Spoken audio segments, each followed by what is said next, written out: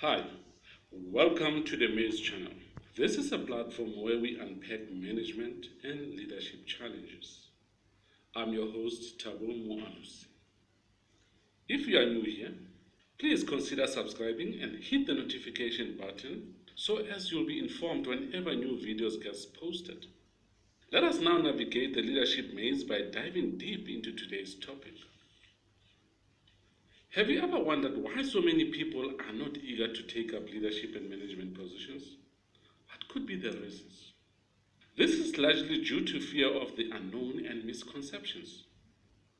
It was Nelson Mandela who said, "It seems impossible until it is done."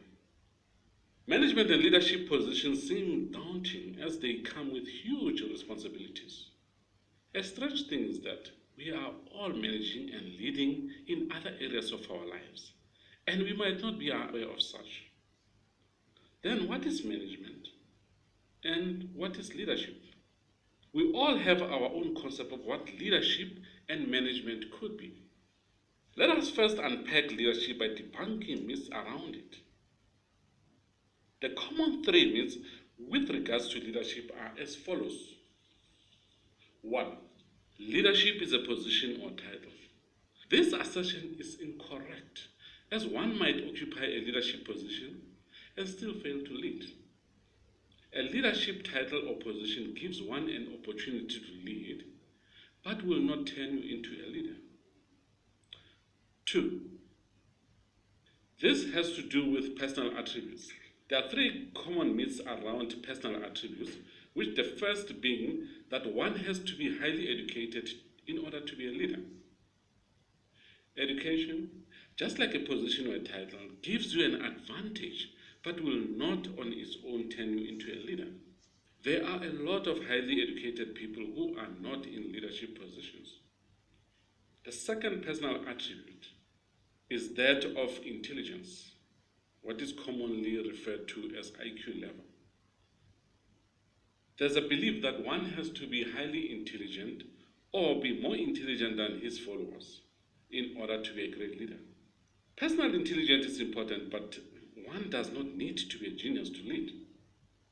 And it is known that great leaders assemble great teams of intelligent men and women, some even more intelligent than the leader. The third personal attribute is that of being an extroverted leader.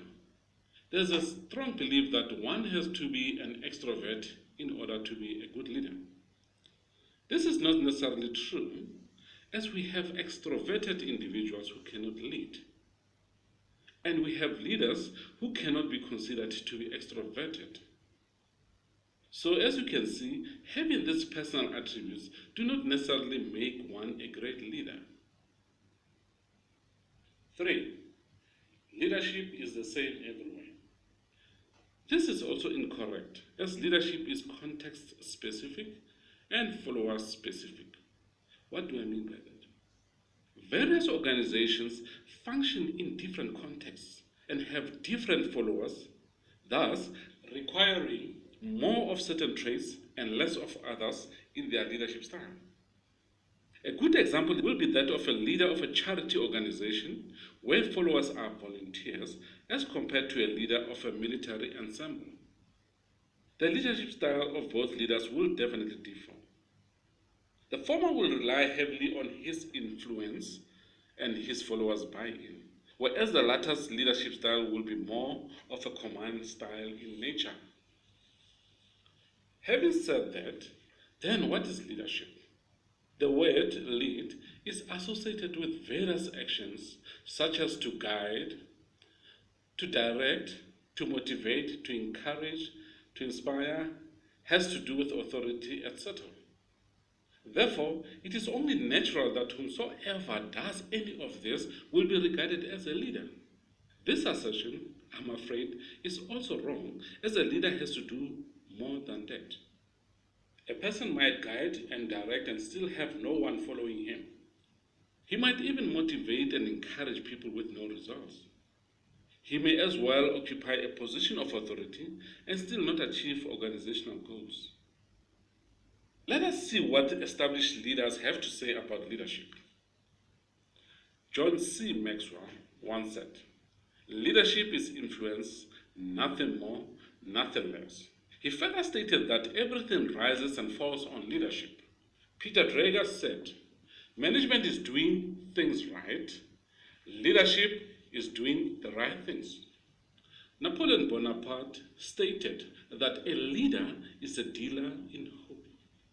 And Henry Kissinger stated that the task of a leader is to get his people from where they are to where they have not been. As you can see, these leaders touch aspects that we covered. However, the key word to be noted is influence, which means an ability to sway or convince others to your way. Influence does not confine itself to line reporting.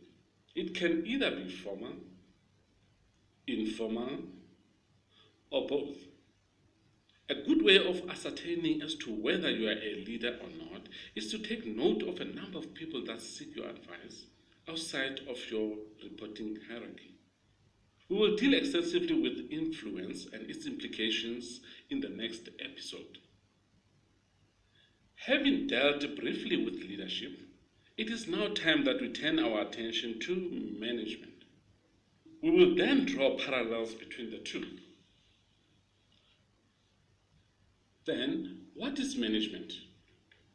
One can define management as a coordination and administration of tasks to achieve objectives through planning, leading, organizing, and controlling of resources, what is commonly referred to as plug.